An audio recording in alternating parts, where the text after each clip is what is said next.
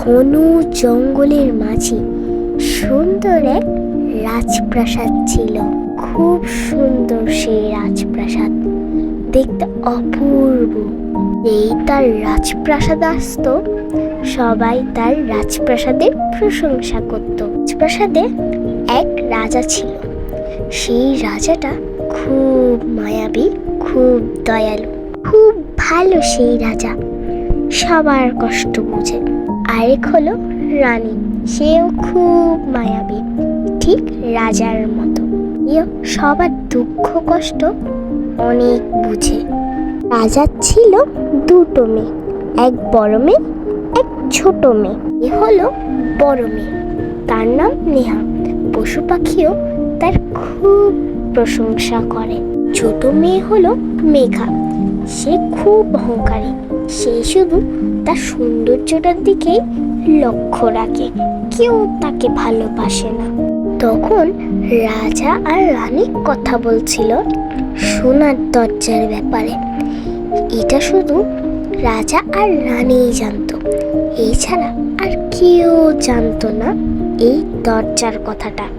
এদিকে হলো নেহা, তার এসব নিয়ে কোনো মাথা ব্যথা নেই। সে শুধু ভাবছিল বাইরে গিয়ে কি করবে।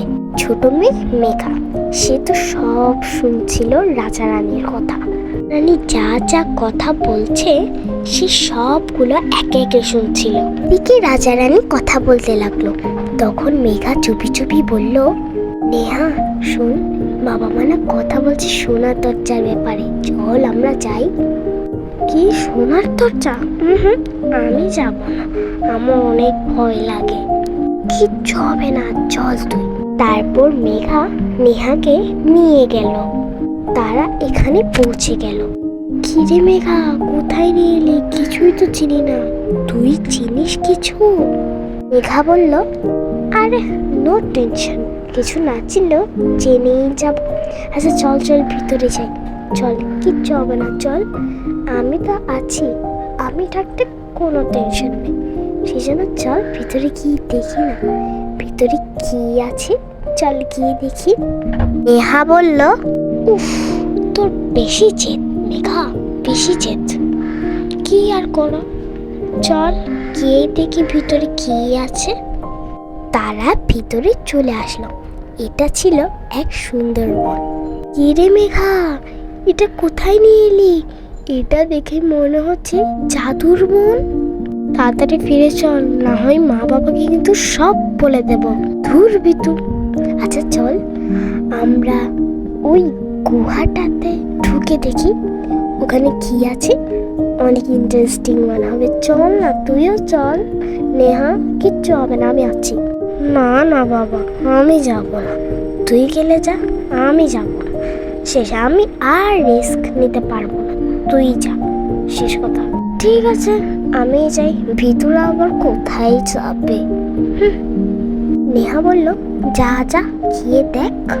তারপর মেঘা সেই জাদুর বনে চলে গেল কি আছে দেখার জন্য। 15 মিনিট হয়ে গেল, তাও মেঘার কোনো আওয়াজ শব্দই নেই। নেহা বলল, কি রে, 15 মিনিট হয়ে গেল, তাও মেঘা এখনো আসেনি। আমার খুব ভয় লাগছে।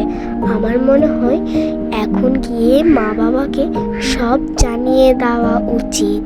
মেঘা মনে হয় কোথাও বিপদে পড়েছে, আমার খুব ভয় লাগছে, তাড়াতাড়ি যাই। নেহা রাজপ্রাসাদে চলে গেল। রাজা আর রানী তো এক জায়গায় দাঁড়িয়েছিল। ঠিক তখনই নেহা কাঁদতে কাঁদতে দৌড়ে এলো। তারপর নেহা বলল, মা, মেঘাকে আর খুঁজে পাওয়া যাচ্ছে না। ও বলে শুনেছিল তোমরা একটা জাদুর বনের ব্যাপারে কথা বলছো। ওখানে যাওয়ার পর গুহায় ভিতরে ঢুকলো, তখন ওকে আর খুঁজে পাওয়া যাচ্ছে না। কি, মেঘাকে আর খুঁজে পাওয়া যাচ্ছে না?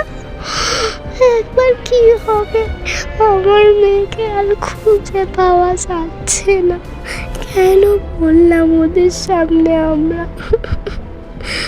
মেঘা, কোথায় গেলি?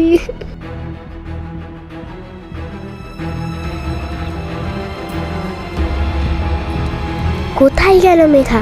আদৌ খুঁজে পাওয়া যাবে মেঘাকে? পরের পর্ব দেখার জন্য সাবস্ক্রাইব করো।